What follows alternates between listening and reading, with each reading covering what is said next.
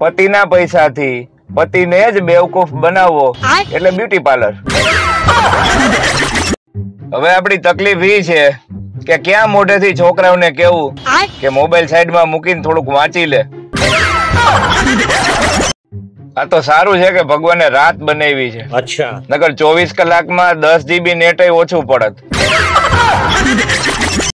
જ્યાં સુધી રડતી છોકરીના નાકમાંથી પરપોટા ચાલુ ન થાય ને ત્યાં સુધી એના રડવા ઉપર વિશ્વાસ ન કરવો સાહેબ.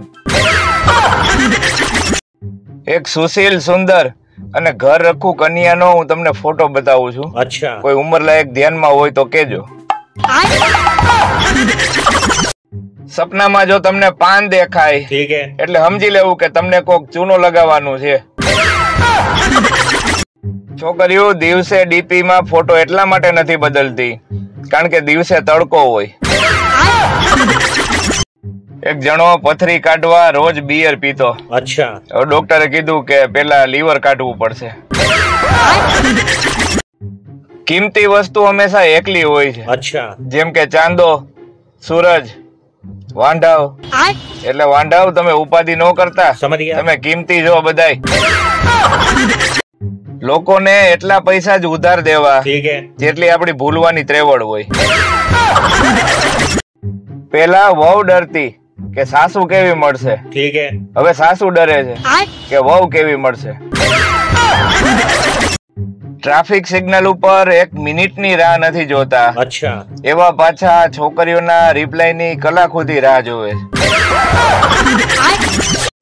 હું અંગ્રેજીમાં ખાલી એવા લોકો સાથે જ વાત કરું છું જેને અંગ્રેજી નથી આવડતું. ખભા ઉપર હાથ મૂકે અને મન હળવું થાય એ ભાઈબંધ, અને ખભા ઉપર હાથ મૂકે અને ખીચું હળવું થાય એ ગર્લફ્રેન્ડ. આઈ લવ યુ કરતાય વધારે અસરકારક વાક્ય છે કે વાસણ વિછરાઈ ગયા છે. એક જાણવા જેવું, ટ્રેનમાં ક્યારેય પંચર ન પડે. બસ આવું જ જાણવા માટે જલ્દી ફોલો કરી લ્યો. છોકરી વાળા કે છોકરો શું કરે છે, ઓલા કે એન્જિનિયર છે. કે હા પણ કરે છે હું. પ્રેમ હંમેશા આળસુ વ્યક્તિને કરો. કેમ કે હવે કાલે કહીશ, મને અત્યારે આળસ આવે. નમસ્કાર મિત્રો, કેમ છો બધાય? ગુજરાત તો પ્રેમ આપે જ છે, પણ ગુજરાતની બહાર વસતા આપણા ગુજરાતી ભાઈ બહેનો મોટા ભાગના US માં જે રહે છે એનો પણ સારો એવો પ્રેમ મળે છે. મોટા ભાગની ઇન્સ્ટામાં રીલ અને યુટ્યુબના શોર્ટ્સ આપ લોકોએ વાયરલ કરાવ્યા છે, પ્રેમ આપ્યો છે. એ બદલ દિલથી આ બધાનો ધન્યવાદ. Thank you. પ્રેમ હંમેશા આળસુ વ્યક્તિને કરો. કેમ કે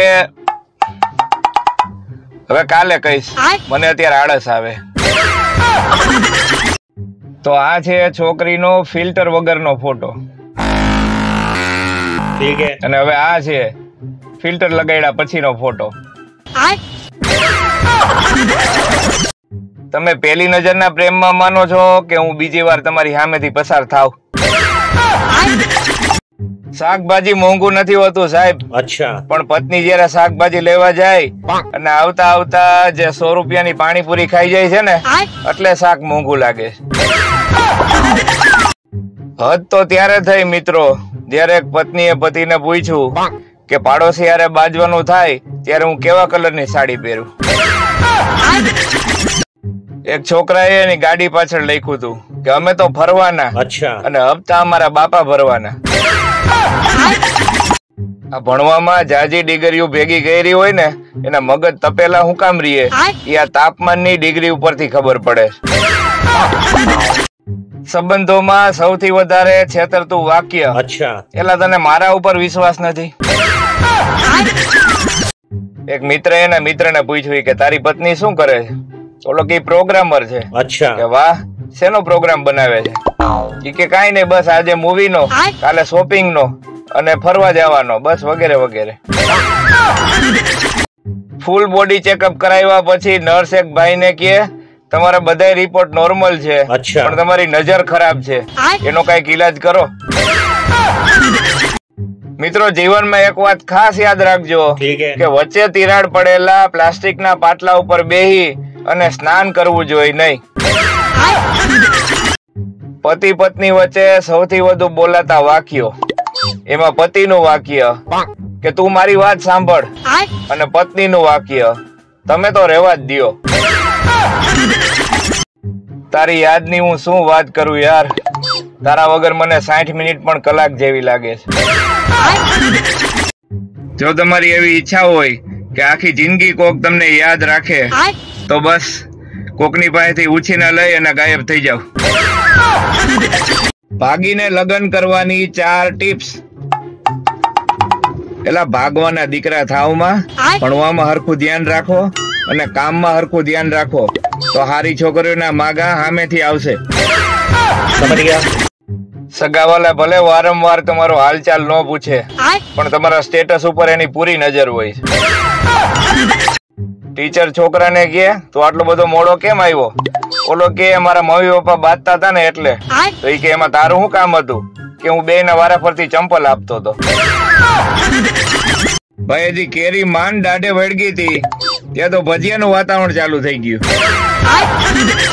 એ વસ્તુ સારી છે કે પ્રાણીઓમાં જમવાનું બનાવવાનો રિવાજ નથી, નતર હાથીની વહુ તો જમવાનું બનાવીને થાકી જાત.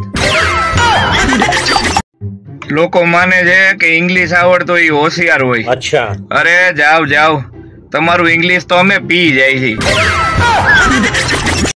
પત્ની 95 મિનિટ સુધી એની મમ્મી હારે વાત કરે પછી છેલ્લે ખાલી એટલું જ બોલે કે મમ્મી ફ્રી થઈને ફોન કરું. અને એની મમ્મીએ એવું વિચારે કે મારી દીકરીને કેટલું કામ રહેતું હોય છે કે 2 મિનિટ હરખી વાત કરવાય નવરી નથી થતી. બિચારી છોકરીઓ વેકેશનમાં સગાવાલાને રોકાવા જાય ને તો ત્યાં એક જ દિવસ એને મહેમાન જેમ હાચવે, બીજા દિવસથી તો વાસણ વિછરાવાનું ચાલુ કરાવી દે. આ છોકરીઓના લગ્ન નાની ઉંમરમાં નો કરાવી નાખો સાહેબ, કારણ કે હજી સમજણ ડેવલપ થઈ ન હોય અને એના છોકરાના અડધા કુરકુરા પોતે ખાઈ જાય. પત્ની પતિને કહે તમારી હારે લગ્ન કરીને તો હું હેરાન થઈ ગઈ, આના કરતા કોક રાક્ષસ હારે પરણી હોત ને તો સારું હતું. અરે પતિ કે ભાઈ બેન માં લગ્ન નો થાય ગાંડી. પત્ની કે એવો ક્યાં કોઈ કાયદો છે કે મારે તમને રસોઈ કરીને રોજ જમાડવાના. અરે પતિ કે ગાંડી દુનિયાનો એવો નિયમ છે કે કેદી હોય ને એને સરકાર જ જમાડે. પુરુષ ગમે એટલો બહાદુર કેમ ન હોય પણ 1500 રૂપિયા વાળી વસ્તુને 200 રૂપિયામાં માગવાની હિંમત તો સ્ત્રી જ કરી શકે. ગામડાની છોકરી સાથે લગ્ન કરવાનો એક મોટો ફાયદો એ હોય છે કે પતિ જયારે રોમેન્ટિક થઈ અને પત્નીના ખોળામાં માથું મૂકે ને ત્યારે પત્ની તરત જ માથામાં ટોલા ગોતવા માંડે. એક તરછોડાયેલો પ્રેમી એની પ્રેમિકાને કહે તારે મને છોડી જ દેવો તો બીજું ગમે એ બાનું કાઢવું હતું, બીડી તો તારો બાપે પીવે. હવે એક્ઝામ મોબાઈલ ઉપર લેવી જોઈએ કારણ કે છોકરાઓની રાઇટિંગ સ્પીડ કરતા ટાઈપિંગ સ્પીડ વધારે.